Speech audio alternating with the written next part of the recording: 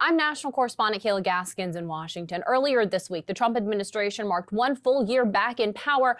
On the list of accomplishments, White House officials note thus far is a commitment to going after government waste, fraud, and abuse.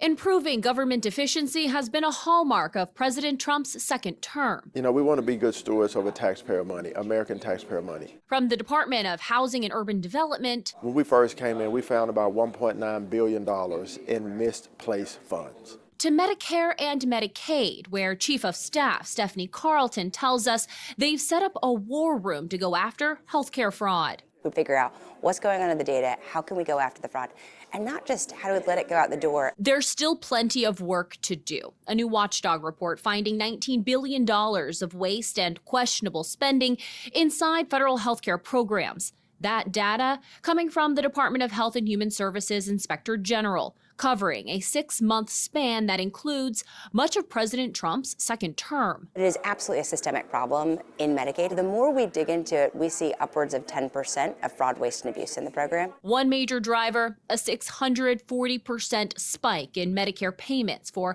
high-tech skin substitutes, bioengineered bandages used to treat chronic wounds. The unfortunate truth is that fraud in government programs is a fact of life.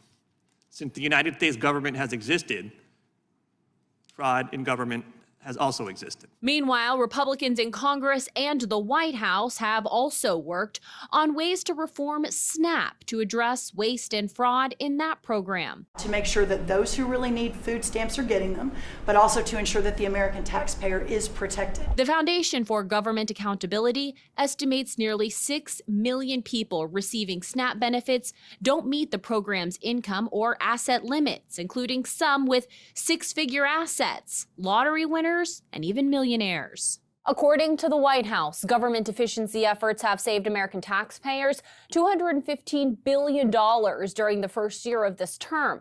That's equivalent to $1,335 per taxpayer.